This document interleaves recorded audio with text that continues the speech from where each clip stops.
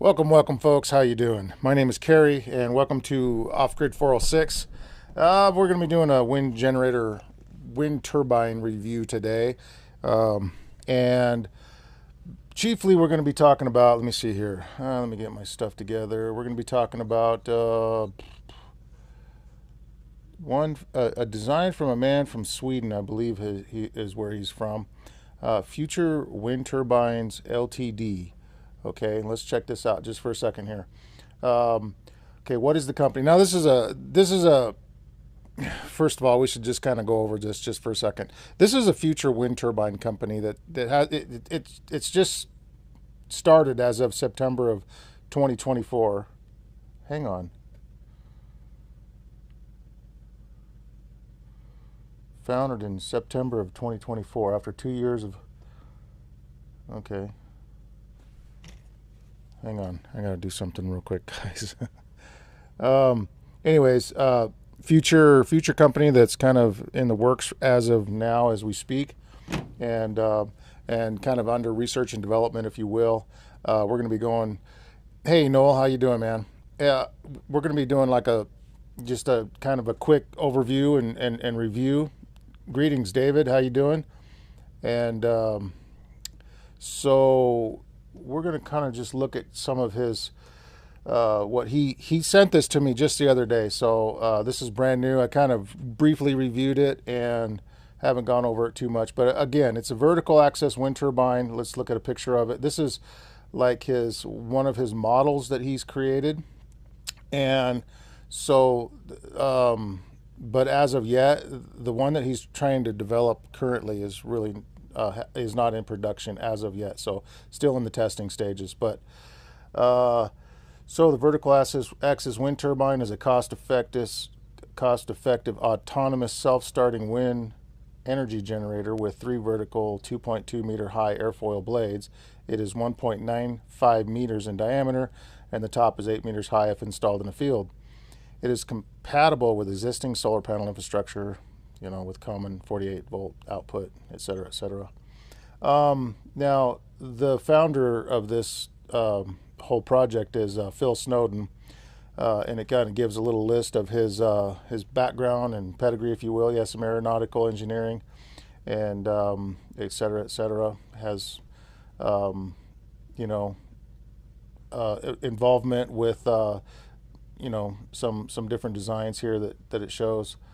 So he's more than qualified, I'm sure, for wind generator type stuff. And let me see here. Kind of stumbling through this a little bit.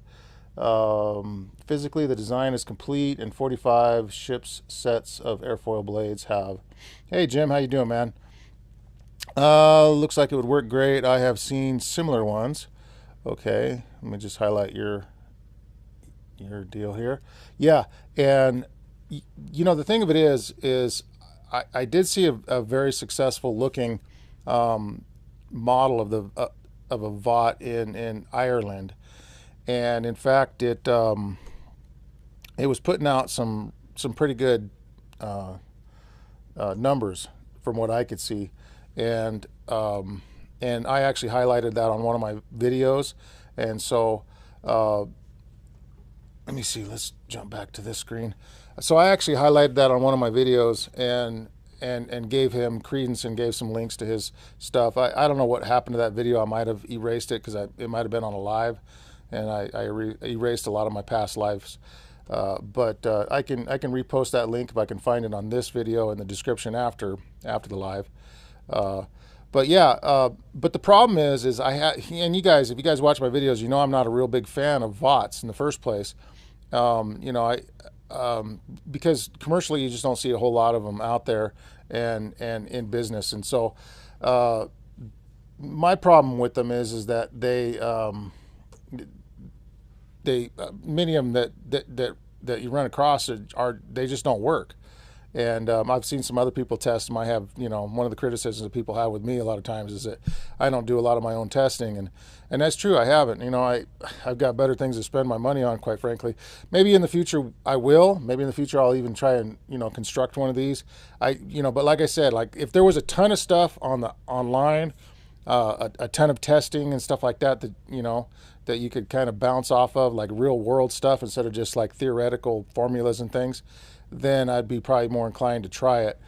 Um, but nevertheless, I mean, look, I'm not taking away anything from this guy, because he's obviously has, the qualifications to be able to make something like this work. He's building an axial flux generator here, low speed generator. That's good, using some what looks to be like very massive magnets here. And these magnets are quite dangerous. I've built some big rotors before, 24-inch rotors, and they're just they're frightening.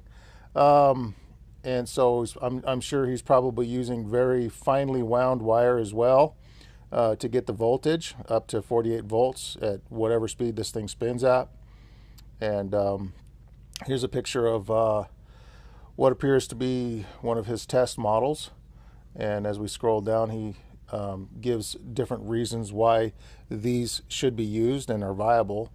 Firstly, remote off-grid residential consumers should require power for heat and light in winter and on a night without expensive energy storage systems. Secondly, there is a requirement that and this requirement, I kind of read through this before, is sort of, it doesn't exist here in America yet, but maybe in Scandinavia it does. But apparently, any new businesses need to supplement a certain amount of green energy. And he's saying that, the grid is already saturated with the solar power, because during the day everybody has solar, and that's how they kind of do this. That's easiest supplementation of the power. And so, of course, the grid during the daytime is saturated with solar power, but nothing comes in at night when it's mostly needed. And I guess the same problems sort of exist here in America. Now, for off-grid usage, that's a little different, but most people aren't off-grid. But this is off-grid 406, so I have to address those issues as well, because, I get all my, 99% of my power comes from solar. And even though I have a wind generator, I've had lots of wind generators in the past, and some very effective ones at that, even in areas that aren't that windy. Eventually you do get some wind from somewhere.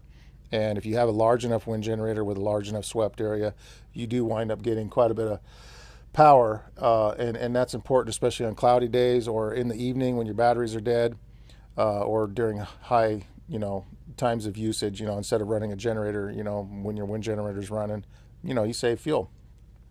So, scrolling down here, many farmers have invested usually 1 million pounds sterling in a traditional, say, half megawatt conventional wind turbine, if the local objectors allow it. And that's one of the things in Europe I've noticed is a lot of people are against the looks of a wind generator, let's say, and even here people object to the that big unsightly thing that's whirling around out there. But to me, they're not objectionable. Maybe that's just because I have an acquired taste for it or whatever. I kind of like the looks of wind generators myself, but there is a massive movement, especially during the early times of generators and stuff. In Germany, there was quite a few objectors that would vandalize construction sites or whatever of these things. And so a lot of that is still going on. So what he's saying is these big half megawatt wind generators are very unsightly compared to his, and he's suggesting that his be put either in hedgerows or indeed in productive cropped fields, driving machinery between the turbines. And he's also making the argument that solar panels shade the ground, and obviously shaded ground is no good for grazing of animals, and which that is true, and so, but with the vertical axis wind turbine, obviously you put it up off the ground a little ways, and your animals have plenty of grass and stuff to feed on. And let me see here, scrolling down. Finally, massive intrusive solar farms produce energy during daytime, summertime periods, and the expensive infrastructure lies idle overnight or in the winter. That's the problem everywhere. And he's saying, if we interject some of these things, which, you wouldn't put this picture's not a good example of how someone would do it, because he's thinking, well, we'll just interject them, intermittently throughout the solar, but actually that would cause a lot of shading, and shading is very detrimental to any solar farm. So you'd have to put that outside. So it's not really a space saver, in my opinion. I don't know. What do you guys think so far? I'd like to hear your guys' comments on this. And he goes through some of the reasons why you need to buy his wind generator instead of other people's wind generators. Again, to me, this looks, and this guy's obviously got way better intelligence than me. He's got better qualifications. He's super smart. He's got, a long list of things that he's done and accomplishments and everything else. Let me see. Do we have a picture of him? Hang on just a sec. I'll get you guys back on this screen. Yeah, there he is. All right, so there's the man himself. And here is his info. I'll leave that up just for a minute. You guys could contact him. It looks like he's got his phone number and his email. Several emails there. One of them's out of date. I guess it must be this one. And a cross section of his airfoil. And obviously he's, has a lot to do with designing airfoils and whatnot. So it would only make sense that he would incorporate a very effective looking airfoil in his design.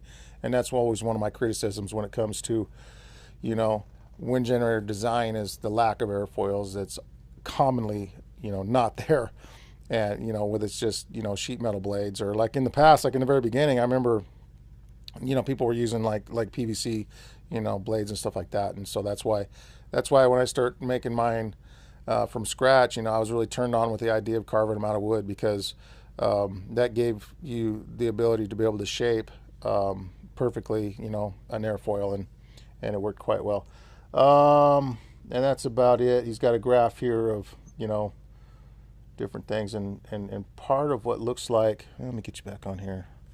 And part of what looks like maybe a place where he's creating is this like a vacuum bed? I'm not sure what this is. Anyways, I don't know why they'd have tile in the background here. That does not look like a good place to manufacture things. But how about it, guys? You guys have anything else to talk about here on the live stream? Last week we talked a little bit about prepping and food storage and stuff like that. Some of the different ways that you can do those things. So I thought we'd change it up a little bit, talk about wind generators. That's what most of my subscribers are here for. About 95% of my subscribers subscribe to my videos of wind generators, and wouldn't you know it? I mean, because I was super into that like a few years back, and I've sort of lost my steam, if you will, with these wind generators, and probably one of the biggest reasons why I struggle on this channel, because okay, so we got Dave Patrick here. So okay, with the shape of his airfoil, camber on both sides seems to me would want to slow the thrust on one side more than the other would work like a wing and lift and pull one way.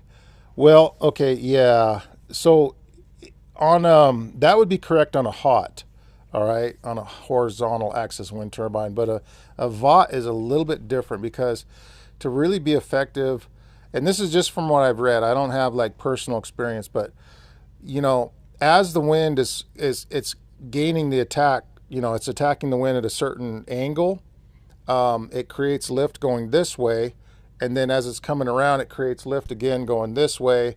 And if you've designed it just right on the third quadrant, boom, it gains lift going that way too.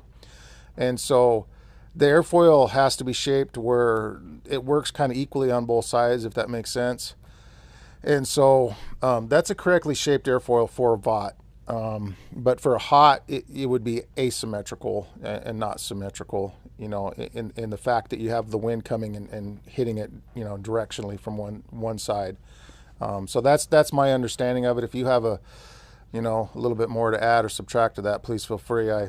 I'm by no means a self-proclaimed expert here, but I do have just some practical knowledge of the ones that I've built and the ones that I've put up, and and that's about it. And of course, tons of research that I've done on my part. And you know, when you build a few of these on your own, and you kind of like you know, you get that hands on with them.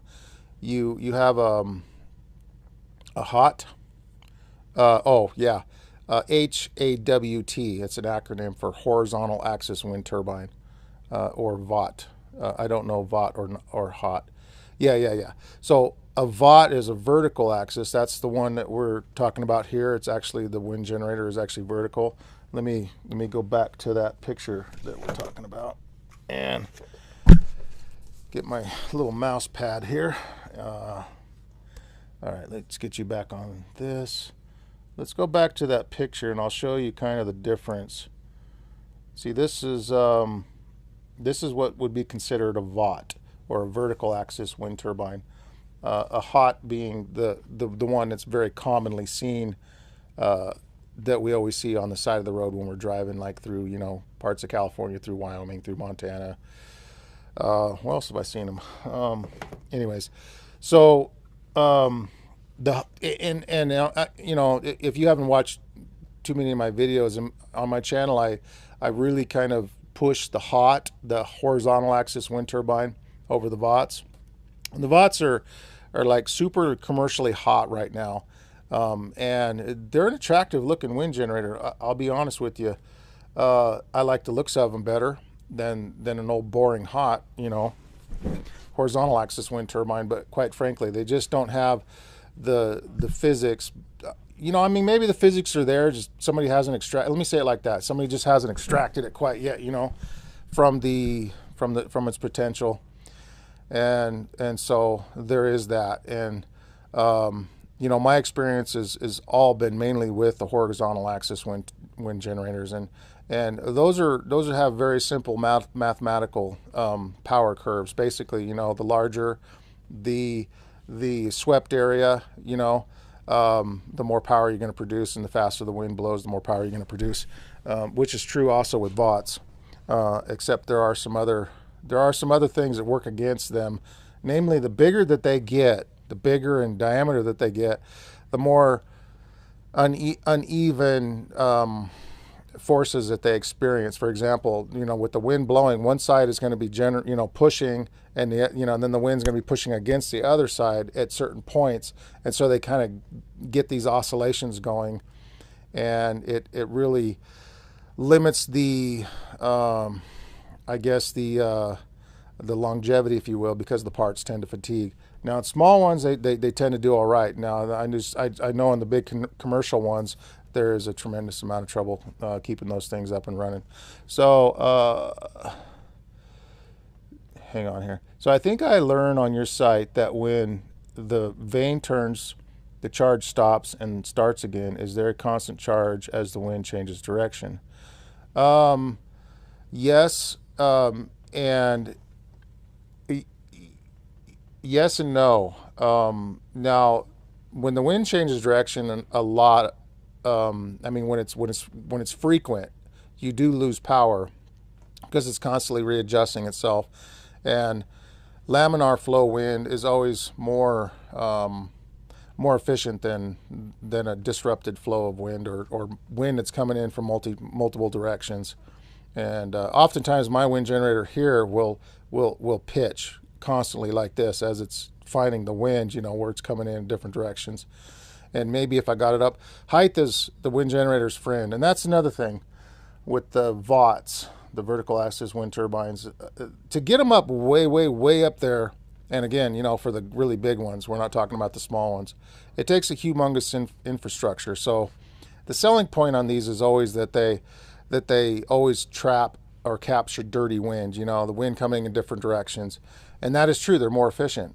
But so I was trying to think of like a good way to like put this in perspective. But I had a friend of mine that had a wind generator. Actually, he was my neighbor, and his wind generator was like 6 feet off the ground, right? I mean, the thing would hit you if it was actually spinning. And his thinking was that it was more efficient to have a shorter run of wire, right? And that's true. It is. It's more efficient with shorter run of wire. The higher up you get it, the longer your wire is and the less efficient it's going to transfer the energy. But by sacrificing some efficiency in the wire, you're also gaining tremendous advantage in the amount of available energy. So there's a give and take here. So yes, verticals are more efficient with dirty wind, but like how much of an offset is that versus getting them up there in a clean flow? You know what I'm saying? And that's the selling point of everybody. It's like they'll take every little puff of wind, every little errant, tiny little, whisper of energy, and just convert it immediately into massive amounts of power. And it's just simply, it's not the case. It's, there's laws of physics that confine and how much. I mean, it's all about transferring kinetic energy into rotational energy, and there's just almost no kinetic energy in low wind. It has to be a high wind source. It has to be a laminar wind source. And the one successful example I did see of the VAWT, he did have it on a very tall pole. And again, I'll try and find that and put a link in the description where you guys can check it out and review it for yourselves. But he had this thing way up on a pole. It must have been 40 feet in the air. So obviously he was gaining great advantage by having that up in a good laminar flow, and it looked like he had substantial wind in his area as well there in Ireland. And that's what I tell everybody: if you don't have wind, don't buy a wind generator. If you don't have sun, well, almost every area in the world gets sun at least some times of the year. Even here in Montana, of course, where I'm at here, it's actually reasonably sunny, even in the wintertime. Today, partly cloudy, running the generator right now, but our batteries are basically fully charged today.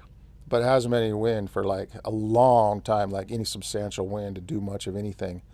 For months and months, we just have not got wind here in this particular area. Now, if I go, where's that? Livingston, east of where I'm at right here, 2 hours, that wind over there is crazy. Like it's like hurricane force winds 24/7. And that's big, like, criticism that a lot of people have that are living over there, is that the winds are they're just howling all day long. And, so I am Southern Oregon coast area. So if I recall, when I was driving through Southern Oregon on the coastal area there, and up there by our Alturas is Northern California, but right above there is probably where you're talking about, just west of Klamath probably. I thought, if I can recall correctly, it seemed like there was some pretty good wind there. How is your wind in Southern Oregon? But I know inland, you go inland just a little bit and you lose all your wind because of the mountain, the mountains and the trees and everything else.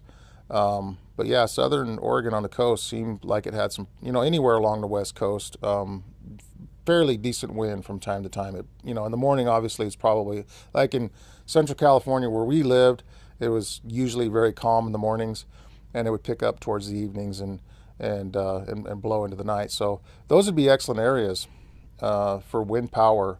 You see a lot of sailboats. I used to love to go down to the Coos Bay South. Cracker Klamath is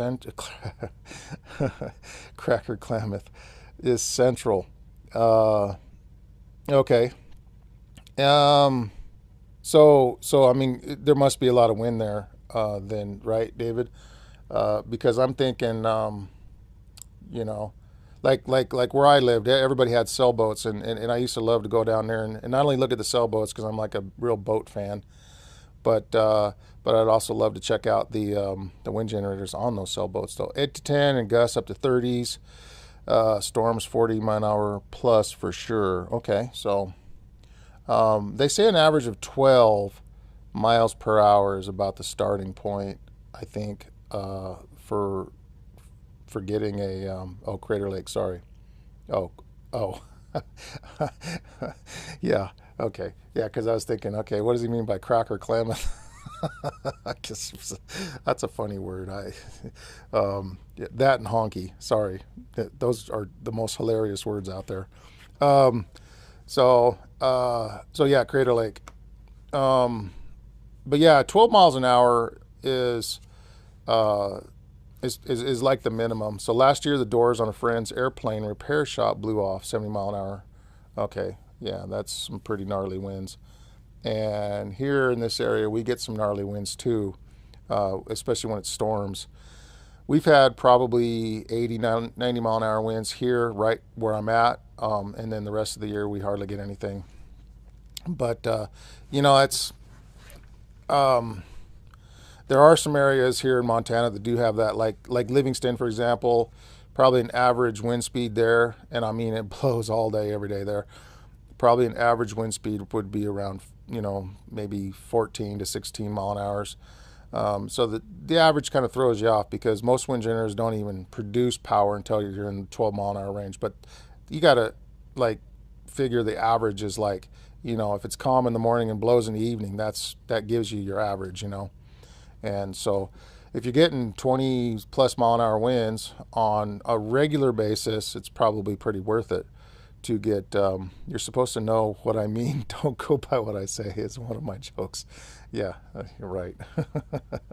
No, I like I like Cracker Klamath better, actually. That may be what we call it from now on. Um, but yeah, I don't know. To me, it looked like Tweakerville to me. You know, I was like a bunch of. We almost bought down there. Like we literally had like some property we're going to buy in Oregon, and I like Oregon. You know, anywhere in the mountains. I grew up in Central California, where up in the mountains, you know, and we didn't even have, like, my wife had no power. You know, like they ran off generators their whole lives, back before off grid was even popular. You know, and so when I went up to the Klamath area, you know, it was mountainous. It had a lot of trees and stuff, and I really liked it. I really did. But yeah, there's like a whole bunch of shady people that live up there, and yeah, you know, ramshackle, if you will, kind of where I'm at now, you know, and so I fit in really good here, because I'm sort of the same way. But no, the wind generator market is driven by a whole lot of falsehoods, and it's taken people a long time to catch up to it. People, you know, the industry has capitalized on people's ignorance. And of course, the great sales pitches and the long explanations of all the high efficiency, you know, the reasons why you should buy this or buy that. Okay, Bonanza, the power lord mongers want to take out the dams at Klamath. Interesting. So is that because of the salmon? Or is there another reason? You know, that's weird, because when the power lord mongers want to take out, see, that's stupid, man. That's stupid. That's like like hydro is like one of the best, cleanest sources of energy. Of course, when they built those dams, like, I don't know why they didn't put ladders there for the fish. That seems like it would have been like a small, you know, task that was relevant, you know, to the building of the dam, because, you know, salmon have gone way down in population. You know, I'm not a bunny hugger. I don't consider myself a bunny hugger or a tree hugger or any of those things. In fact, you know, when I was logging in California, employed as a logger, my dad was a logger, my grandpa was a logger, my great grandpa was a logger, so I was like fourth generation. The Earth First people came up and pretty much shut us down. So there's a, you know, and California lumber industry, the timber industry has been really super well maintained. If you go through those forests, they don't look like the forests at all in Oregon. But you have a mental disease, you use common sense. Most friends are like this. Yeah, well, that's what some people would say, wouldn't it? And that's the problem, is common sense seems to be lacking in so many people.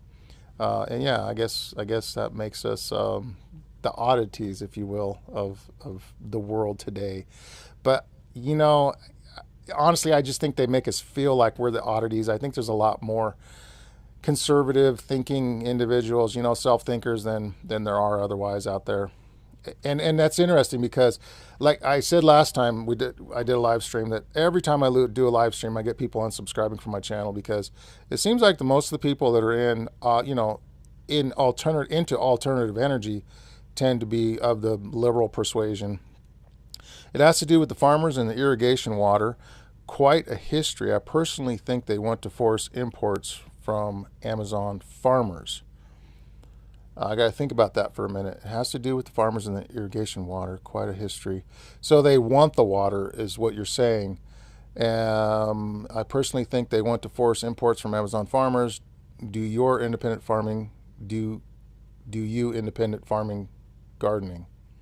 Do your independent farming gardening. I farm independently. Well, I can't call it a farm really. It's just a small plot of land that I grow my potatoes and onions on, basically. But I don't know if that was a question or not, Dave. I'm sorry. And what about the Amazon farmers? I personally think they want to force imports from Amazon. Oh, right. The farmers in the Amazon, like the imported cattle and so on. Yeah, where they're cutting down huge tracts of rainforest to produce beef for the, McDonald's industry. Because that's where it's all going. It's not for the trees. I mean, they could easily manage the forests over there and do, a worthwhile job of that, in a sustainable. Timber industry is a very sustainable industry if it's done correctly. Of course, when you get these large mega corporations involved, like anything else, they just wreck it for everyone. It's like it's like farming. When the farming was ran by small independent people, it was very well managed. But now you got these mega farms that are growing, massive crops, and they're giving everything over to Monsanto. When I was in California, I moved off of a farm right to here where I'm at now, and we would farm a lot of barley and oats and cattle feed, basically, right? And and occasionally they would plant the safflower seeds because they were being told what to do by Monsanto. The company I was working for, I guess you could call it a company. The farm I was working for was being paid by Monsanto to either farm or not to farm. Sometimes they'd pay them the same amount, but they had to do everything that they were told to do and use their certified seed and all of this type of thing. And so to me, it was very shady, and you had no control over really what you did there. You had to use all of their products, of course, and they had representatives coming out there and making sure that you did, and they would check up on you.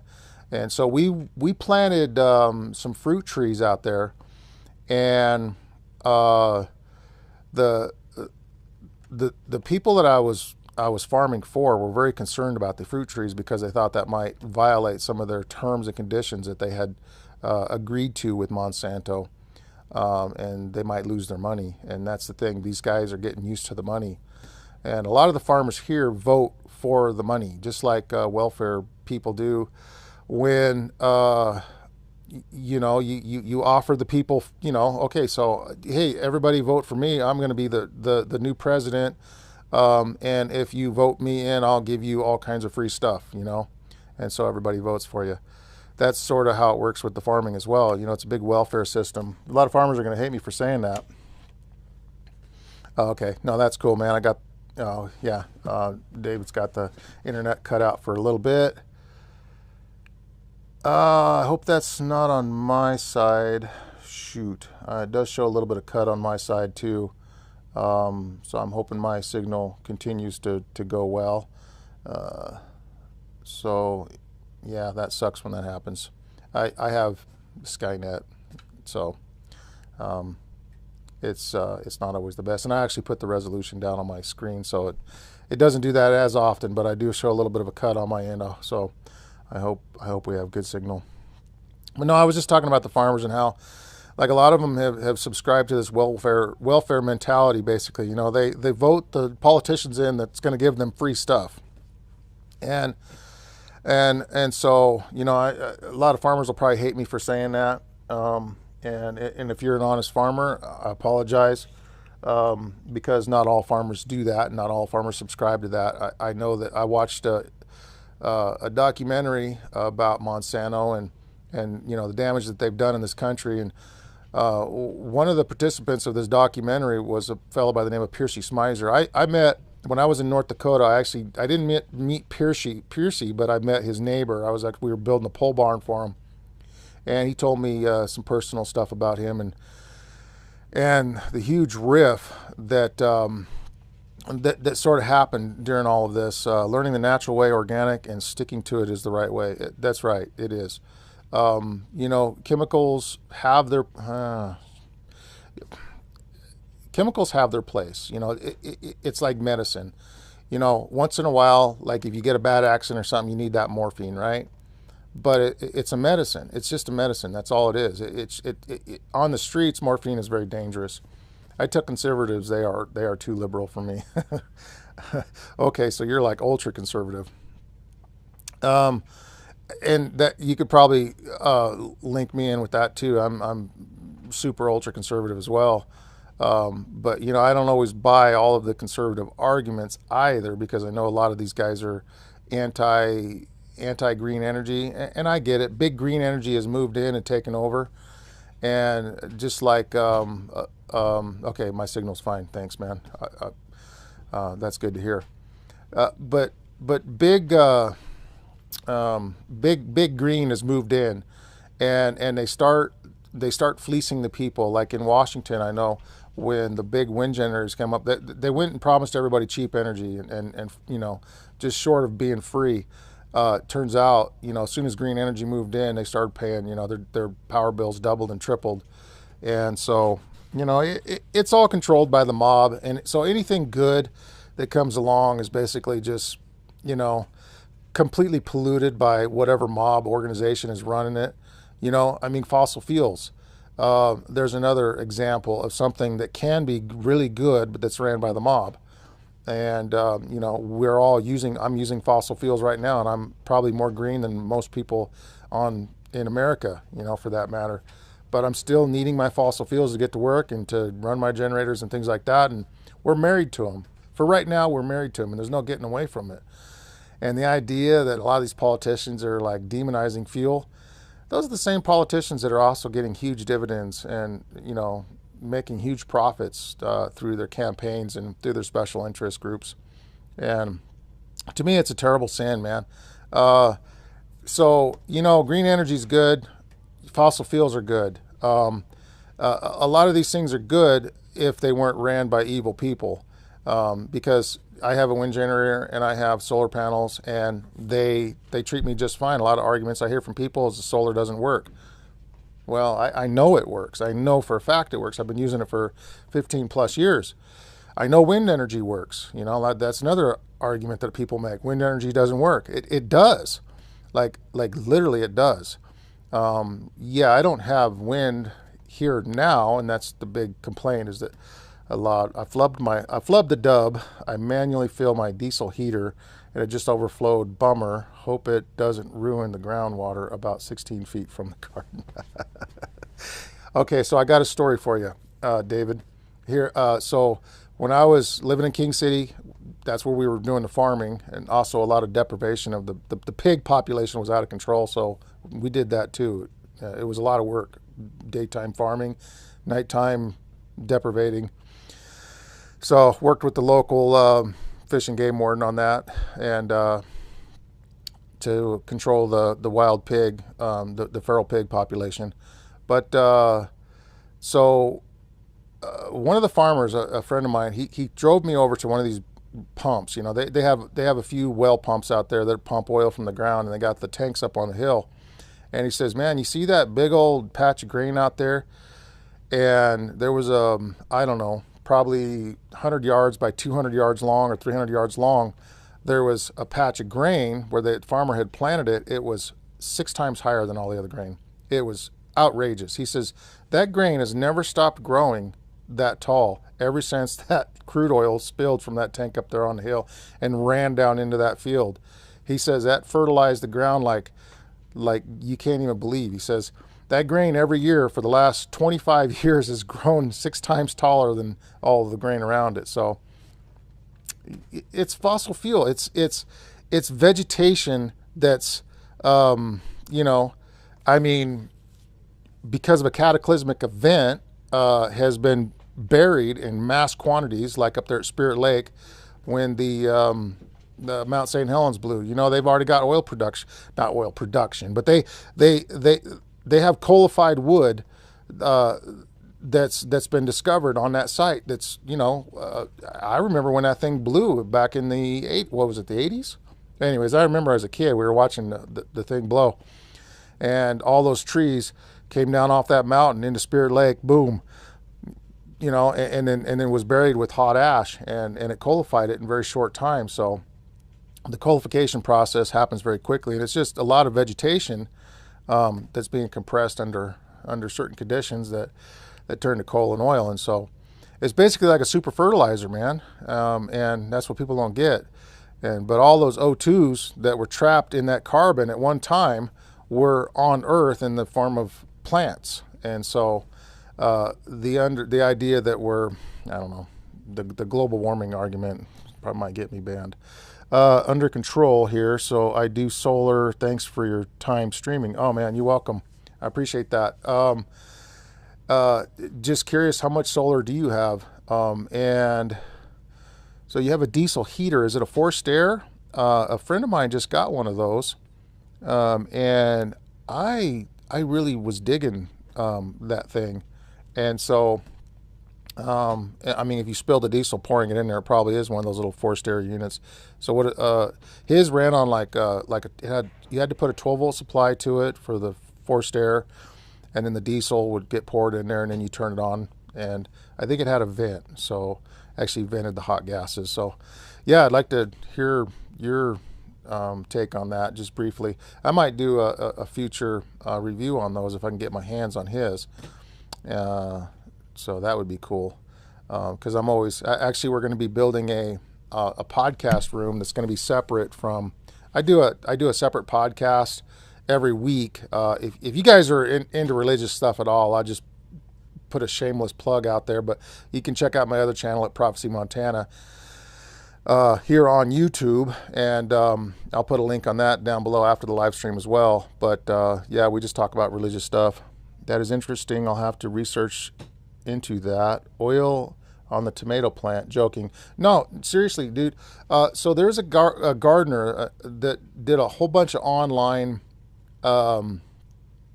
videos, and he would take used motor oil, and the way he would do it is he'd take a little cup of sand and he'd put about 4 or 5 drops of used motor, because you can overdo it and kill all your plants too. It's like it's really hot stuff, so you can over fertilize as well. But he would put 4 or 5 drops of his used motor oil in this little cup of sand, and he'd shake it up till all the little grains of sand were coated, and then he'd pour that into a wheelbarrow of compost, and then he would compost it through a process, and then he'd actually put that on his garden, and had really, reported really good. I mean, almost all commercial fertilizer is made from petroleum products. So, I mean, it makes sense to me. But, I mean, the refined products are quite poisonous, actually.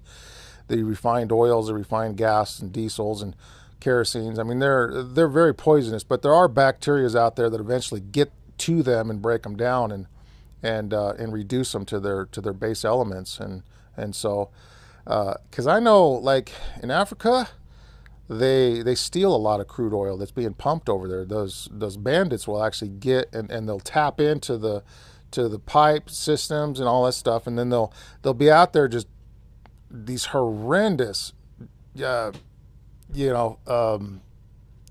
biological disasters. I mean, oil everywhere. These guys are covered in oil. The ground's covered in oil. There's oil in the water. There's just oil everywhere, and they're burning oil to refine the oil in these open fire pits, and then they're selling the gas for 10 or 20 cents a gallon on the black market, and nobody really tries to stop them. And so, but some of these old areas that they've done this in, they've gone back, 20 years later, and they're all overgrown, and there's little signs of, chunks of crude, that, little balls of crude here and there, that you can find quite readily. But I guess that's common. That was common to see even in the old days, when before the commercial mining, if you will, or the commercial extractions of crude oil actually became quite popular. You know, like during what was it? Kentucky. I'm probably getting it wrong. Georgia, Kentucky, Tennessee. Some of those eastern states over there, southeastern states, had like oil and stuff just bubbling up out of the ground. Okay, so back to this heater. It is one of those all-in-one. I have a ham radio shack, etc. I use that as well as a wood stove. Either way, I was using a self-drain to fill the tank. It works great. This is the first. Okay, well that's good to know, man. Time I didn't set my foam alarm. It takes about 10 minutes. Solar next. Okay. Right now I am using 400 in the shack. Have 400 more. Now, Dave. I don't know if you're in the market for more solar. I'm not affiliated with them, so I'm not getting any kickbacks, or I'm not like promoting something that benefits me in any way. But Santan Solar, that's Santan. Maybe I'll put a link in that in the description as well after the live. Santan Solar has done me really super good, and a bunch of my friends have since bought from them as well. I've kind of been putting the word out all over the place. They've been decommissioning these solar farms in California, go figure, right? They're like pro-green. And Arizona and Utah and different places. And they have these huge surpluses of these really, really nice 250 watt panels, 24 volt, 250 watt panels. And I think I bought mine a 250 watt panel. I bought 50 of them. One 250 watt panel I had shipped to my house for 50 bucks. And so do the math on that. That's cheap solar. And they're good panels. They're about 2 or 3 years old. And you know, the output is not quite what a brand new one is, but I've been just putting a ton of those up everywhere. They work fantastic. I use Vitron multiples. The 400 is the LiFePO 4 batteries. I have 400, 600 in panel, and adding another 4, 500. Okay, so yeah, you'll have about 1,000. And I was able to survive pretty good on 1,000 watts here at my house for quite a while. Now I'm up to 2,000 plus an additional 1,500. Well, it's going to be ultimately 3,000 watts, but I have 1,500 going to a baseboard heater. That works quite well. We got some good heat off of that today. And I'll have another 1,500 going probably to my water heater to heat my water. So that's good. You know, it's fun putting these systems together and kind of like piecing them in. And I've been, you know, over the years, I've gone through like several sets of batteries, you know, upgrading each time, and adding to my solar, you know, different inverters, getting better ones. Actually, I got a cheap Chinese inverter I've been running for years. I can't say enough good about that. Now, the thing about Chinese stuff, though, number one, you're not supporting America. Number two, you never know what you're going to get. Sometimes you get something really good, like I just happened to get. Now, somebody else might, you know, buy the same inverter and just have a lemon. And that's been my experience with several things, like Chinese well pumps. I've been buying those. I've had some well pumps that actually performed really well. You know, 2 years. I got 2 years out of these well pumps. 3 in a row, I got 2 years. And then all of a sudden, the quality just went down. And I can't even recommend them anymore. Like, they're that bad. Like, I think I was getting like 1 or 2 months out of the pump with these. And I took them apart and I compared the parts, and the little diaphragms were getting these tiny little holes in them, and it would saturate the whole pump. Some of the motors were burning out because the windings were a little bit thinner than the other windings of the other pumps I was buying, the ones that were lasting 2 years. So, yeah, it's just it's a crapshoot, you know, when you're buying stuff from China, and because they have, you know, and they have their infrastructure over there for making things is really improved over the years. I mean, the Predator motors. I have a Predator motor running my generator right now. I think I'm on my 3rd or 4th winter with that one, and I run the dog snot out of those things. I just run them and run them and run them, and that, you know, and that's one of my, you know, it's like for 120 bucks I can refit my generator with, and I run the alternator, of course. I don't, you know, run a regular generator like the rest of my neighbors. They're paying $600 to $1,000 for a generator that lasts just as long as mine, that I'm only paying $125 for in some junk alternator. And so, like, honestly, and I got a couple of videos actually on that and how I did that. like a lot of people around here have seen my generator and they've seen how long it lasted, but you know, they just, for whatever reason, they just don't go with it. So, and that's, you know, good on them. They got their system, I got mine. And so, you know, I don't think there's any like right or wrong when it comes to off grid. Well, yeah, I've done some things I probably wouldn't recommend other people do, but there's definitely, you know, things to be learned from neighbors. And that's one of the nice things about where I live now is I have so many neighbors that do exactly the same thing that I do. Okay. So some of my panels, I'm putting vertical, one set east and the other set west, so I get a full light 90 degrees concept before the southern panels get hit.